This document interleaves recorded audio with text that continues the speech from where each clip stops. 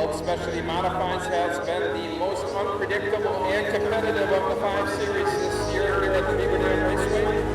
13 nights of racing for the World Specialty Modifieds. 12 different feature winners. It took till last week when Michael Sandhall made it 2 in a row. He won here on August 26th, and last week he's the only repeat feature winner this year.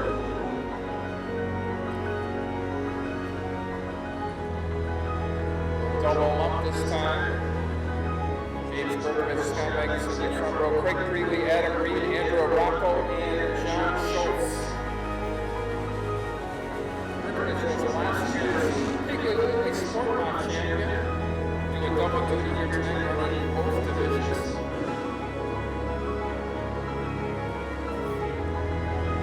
Keep our eyes on Rocco coming off the back row. He's been close to a feature win all season. Hasn't quite gotten it done.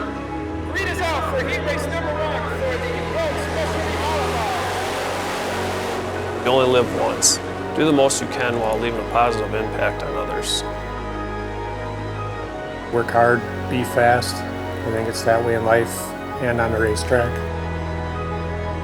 That's always what we strive for, is to do your best. I believe your toughest competition is yourself. If you come out every week and you're having a good time and you're trying to improve every race, then I think you're doing it right and you're winning. Never give up. Once you give up, that's when you fail. And I don't like failing.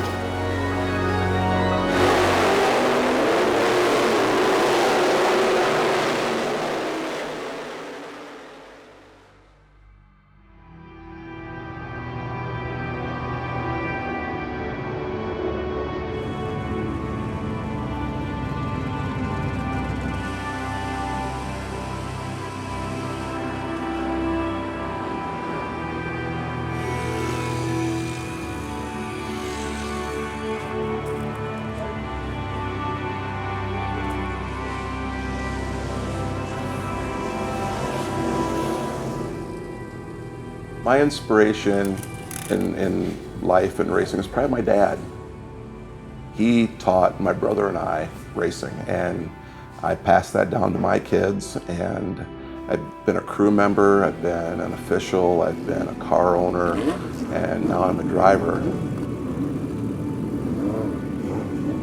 I'm not quite the risk taker that I think I could be or should be at times, but I did this to have fun, and I am having the time of my life. It's everything. It's what I do.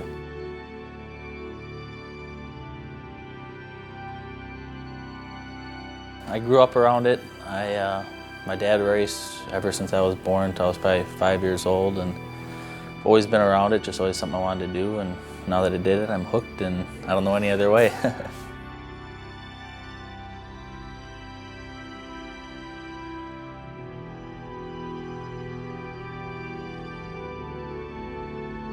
When I was a kid, I always was more into cars and stuff instead of sports, and when I started racing, I just fell in love with it.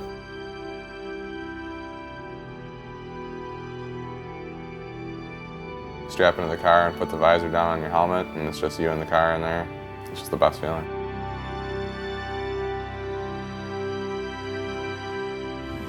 You hop in that car and put that helmet on, and it's something you can't even explain. This is my 6th year now, and I race against guys that have been doing it for 20, 30 years. You have to be that much better than them.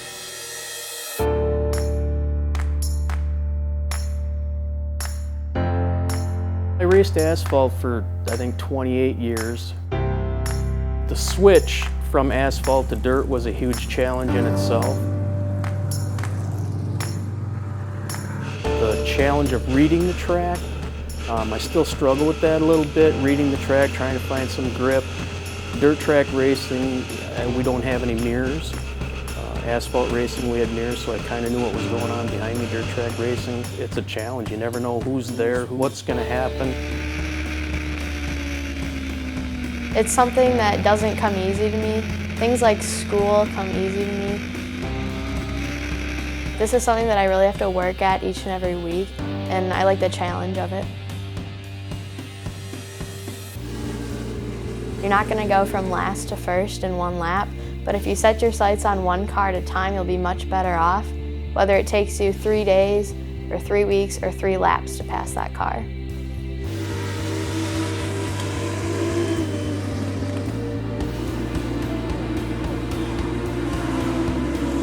Some of the biggest challenges I guess I face is just being patient, knowing that there's 20 laps and I can get there. Don't drive faster than your guardian angel can fly. My father passed in February, so that's kind of what we latched onto for this season. He really taught us to give it the best we ever had. At everything we do, whether it's at work or out here at the racetrack. So he has really pushed us to do the best we can. There he is with the checkered flag. 10th feature win of the season. Your 2017 Tony Appleback.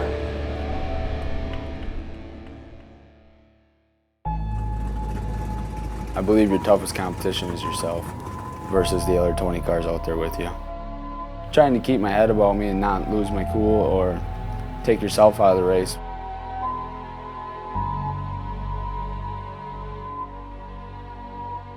Just the strive to win, always pushing for the extra bit.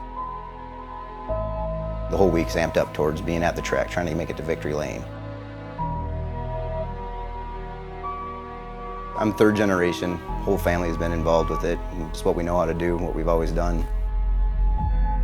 My personal motto is waking up with no regrets, just doing everything the best you can. Tomorrow will take care of itself.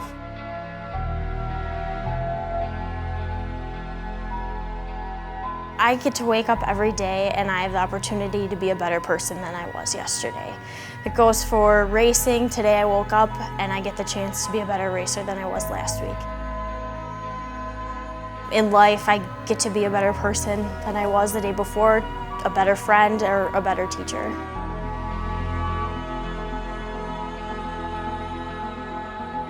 My parents are great people. They had a huge hand in making me who I am. And they've had a big hand in raising both of my sons, and now they've got a hand in raising my grandkids. So I think that my parents are probably my biggest inspiration and probably my heroes. My dad had the biggest heart. He was one of a kind. He never gave up on me at all, no matter what it was about.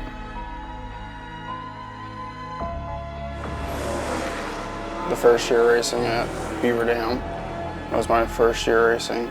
He built me a brand new car, and at the end of the season, we had destroyed it from rolling it twice. So I looked at him and I said, I apologize, I'm sorry, it looks like we're done racing. He says, it's just begun. And I said, what do you mean? He says, we don't give up. So that's why I never give up.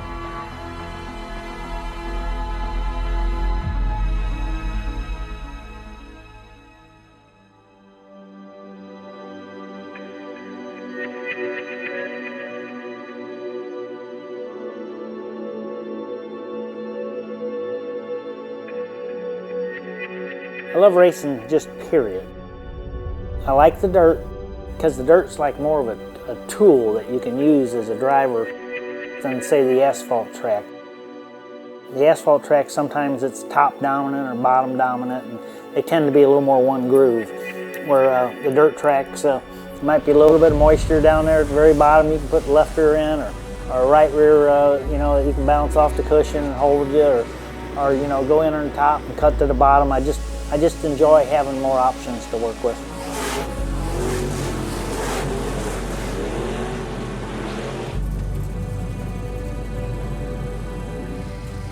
I've raced asphalt, I've raced ice, I've raced a lot of different surfaces, and to me it's more competitive racing than any other racing surface. The track changes, you got to change your driving style.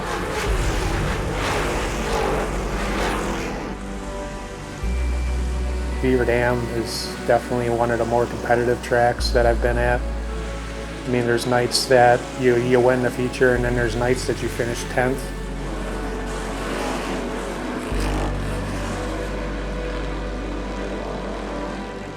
Beaver Dam Raceway provides a lot of different track conditions, and it keeps us racers on our toes each week.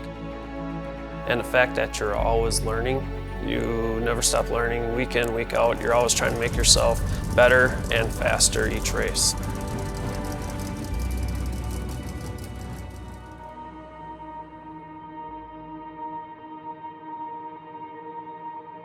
I've traveled to a lot of facilities outside of Wisconsin, and I just find that it's the best facility, both for the fans as well as the drivers. They put a lot of time and money into the track every week, and I really appreciate that.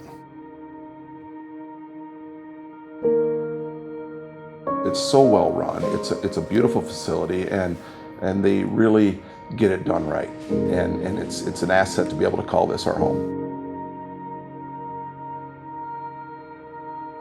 Love going to a facility where you can tell the management cares. Doesn't have to be new and fancy, it just has to be clean, and you can tell they're trying to do their best, and that really shows up here. When I first moved up to big cars from go-karts, I first started racing here in a legend car, and I had some success pretty early on. I think I won my first legend car race only 5 races in. And then we had a lot of success the following year, winning the championship. You know, here's where I realized this is kind of something I want to do for the rest of my life and something that I really like.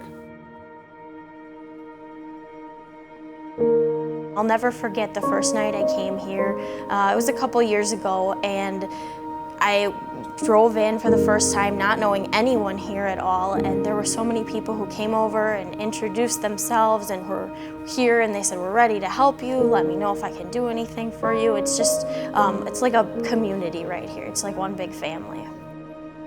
I don't think you get that in all other types of racing and other types of competition.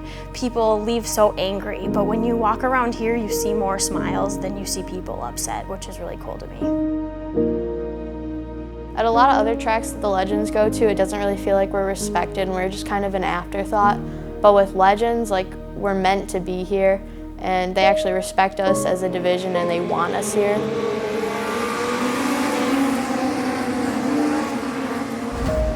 I love dirt track racing just because I feel the racing is a lot closer and a lot more competitive versus other types of racing. It challenges you as a driver and your crew to change the car for you.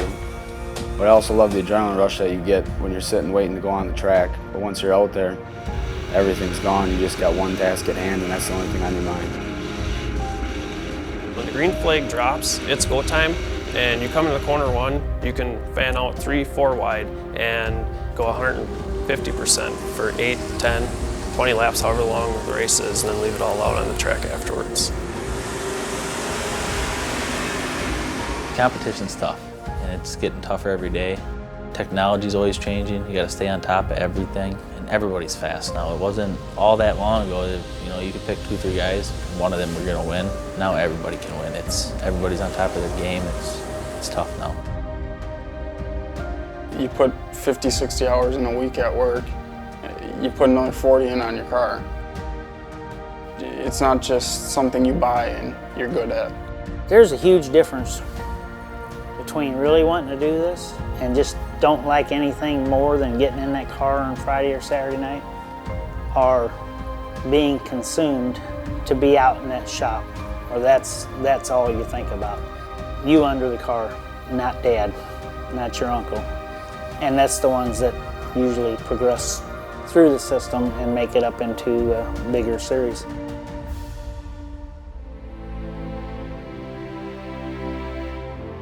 I guess I'd just like to be like a well-respected driver. Just be that kind of guy that shows up to the track and everyone knows that you guys are good guys. Right now, we just hope to continue to have fun, which is what we're doing, and keep learning as we go. There's a lot of other things that I want to do with my life. Like, I'd like to go into engineering and get a good education and have a job and stuff like that. It'd be great to race for a living, but realistically it's not going to happen, so I'm content where I'm at. When I get to a point and where I think about giving up, my family and friends, they support me a lot, give me the motivation to do better and to be better. Do the best you can with anything that you do, help as many people as you can, and most of all, just have fun with life because it doesn't go on forever.